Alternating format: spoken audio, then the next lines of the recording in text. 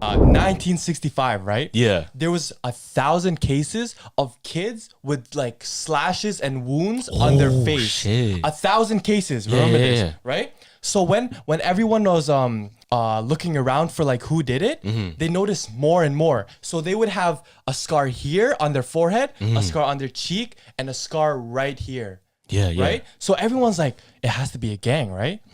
So the police said that there was they were lured in with candy and they were slashed. They were slashed. And right after they were slashed, acid was poured on them. So the wound would turn like as a scar. So these elementary school and high school kids were known as the Scarface kids. So they're still alive out, today. yeah. And so everyone's like they're trying to investigate who did it. Yeah. And this caused so much fear within everyone in Manila that the kids started doing it to themselves. To avoid it. So they wouldn't get like cut up. Oh shit. And this is the sketchy thing. So right when the police really got into it, they were like, okay, it's a gang, right? But like 2 months after, they're like, no, it's not a gang. It's a fad. It's a fad that the kids in Manila are doing now. It's a trend.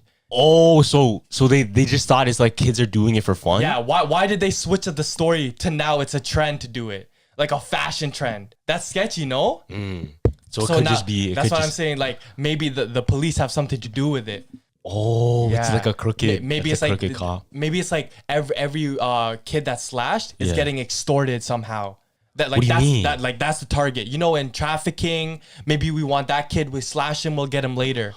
Oh no! Listen. What if it's like they're scouting for the gangs? That's what I'm saying. Yeah, for gangs. That's what I'm saying. Maybe that's just like the initiation. No, that would make sense. Cause was it a lot of street kids? Yeah, it was a lot of street kids. So I think it was in it was in a really poor area in Manila. You know what it is, fam? What? It's probably the kids that had a dad that is in a gang. Oh. Probably, I don't know. Yeah, if it's connected to the police. Really? Yeah, I don't know, because it's still unsolved today. Like, it's still going on right now. So, like, if you were to mark everybody that's in a gang, and you couldn't, like, weed out who's who, one way you can weed out is through your kids, fam. Oh, fuck. And police? Like, yeah, and the police, right? Yeah, that makes sense. Fam. I think you just... I just solved it right there. I solved it. Like, it's still unsolved, like, right now. That makes the most sense to me. Yeah. That's my theory. Okay. That's my theory. Another theory is just like there's somebody like putting some poison in them. Okay. But it wouldn't make sense. Like, why would you want to poison these kids and then let them free, right? Yeah, for sure. I think what it is really like a mark on it so they can see them and who they're involved with. Yeah. Right? Because look, let's say you're a target, right? Yeah. You're not necessarily a target because of yourself. You could be a target because you're associated with somebody else. That would be a shitty ass life. Because imagine your ancestor did all that crazy shit, and you're a target now. Remember what was it that story with your uncle or some crazy, like he escaped somewhere?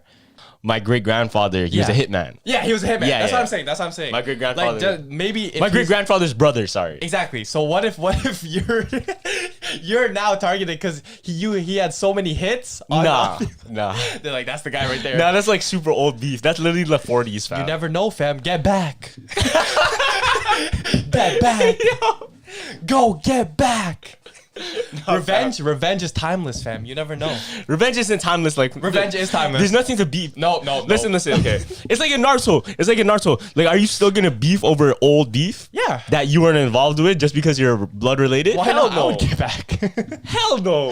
I would want to get back. See, that's where you get it twisted. Is like the loyalty is there. Yeah. But it's like you don't even hate them. Oh, you know what I mean, like, why would you hate them? Talking about loyalty, man. Did you, since it's Free Thug, free YSL? Yeah. Did you watch his documentary? This was crazy. What happened? Because I didn't know the backstory of everything. So YSL, you know what it's for? Young Stoner Life. Yeah. No, but that's like commercial propaganda. It's actually known Young Slime Life. So they would, YSL members, this is all in Atlanta, they would be split up in zones, right? And I remember there was a story where Young Thug was signed to Birdman's label. For 25K. So this was when he was getting up and he was getting big, right? And they were all celebrating. And Birdman had a manager called Nut. Right? That was his nickname, Nut. Right? So while he was getting a haircut, a bunch of slime members. Yeah. Like they were all close to each other, but this was like a month after. They all pulled up in a rental car and shot at Nut and killed him. Oh shit. And that rental car was traced back to Thug. Oh, is that why he got caught? No, there was way more. Because there's all these racketeering things. Yeah, right? they were literally playing GTA in real life. This is what happened.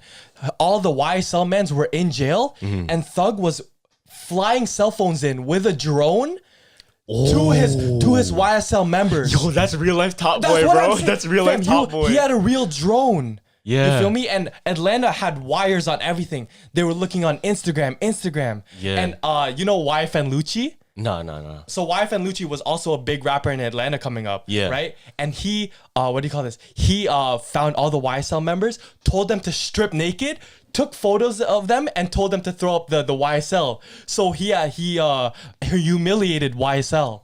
Oh, he has a picture of all of them naked. And then he got hit. So back, YSL retaliated. The next day they shot at his mother's place. Damn. It was crazy, fam, and this kept going. I remember Young Thug's partner saw YFN Lucci's car at Lenox Square. He sat on top of it, stuck the middle fingers up, and as soon as it war, chaos, everything.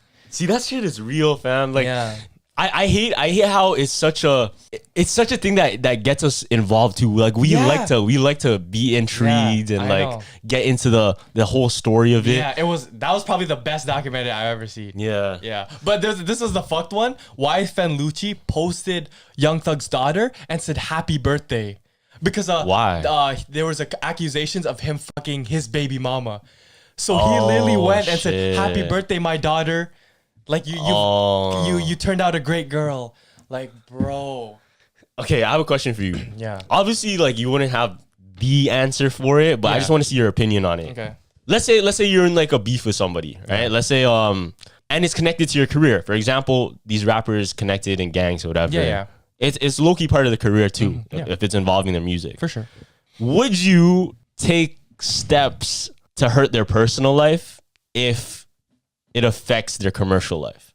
Oh, their personal? Yeah. See that's a thing, right? Because like, let's say you have beef with So I have guaranteed beef with them. You have a real beef with somebody, right? Okay. You have a real beef with somebody, and you two are rivalry in this, like, I guess, media thing, right? Would you take precautions in personal life Yeah. to affect the commercial? For sure. I would fuck him up mentally first. And that's why he's not going to drop any more music, because he's so fucked up mentally that he can't even think about the next move. Damn, bro. But that's yeah, smart, I know. You're marketing. Yeah. I'm going to be real. There's steps you can take. There's no right answer, wrong answer. Yeah. There is more ethical answers, but feel me? Like, if you do want to be the best, sometimes you do have to do like slime shit. Exactly. Like, for example, Michael Jordan. Why is he the GOAT? You know, all of these GOATs, Michael Jordan, Mike Tyson, Floyd Mayweather, for example, all of these people, dog, they talk shit. Yeah, bro. Oh Michael Jordan was one of the biggest shit talkers ever. Michael Jordan, I always said this, but Michael Jordan is like low-key an asshole. Yeah, low-key he is. But he's the GOAT, though. He's the GOAT. He's actually the fucking... Did you see when Malik Monk ran on the court before and Michael Jordan slapped his ass? Like, he's an asshole, fam. Okay.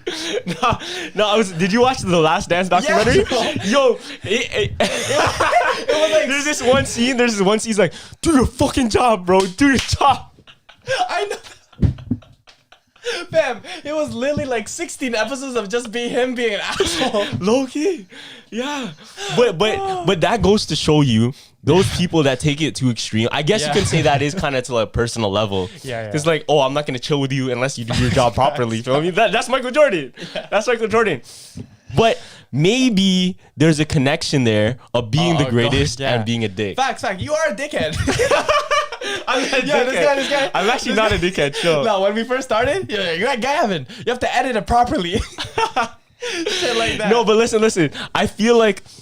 but it makes sense though. I get why. I think that's a true thing though. Yeah. I feel like you can't be... Yo. No, do you think you can be at the top and not be hated? Nah, you can't. I don't think so. Unless you're like Mr. Beast, but that's a different story. You can't, fam. Like I remember there was some quote is like, it's like the haters are only mad at you, not mad at you because they're mad at yourselves. themselves. Yeah, because that's what they want to be. Yeah, exactly. I think that's true.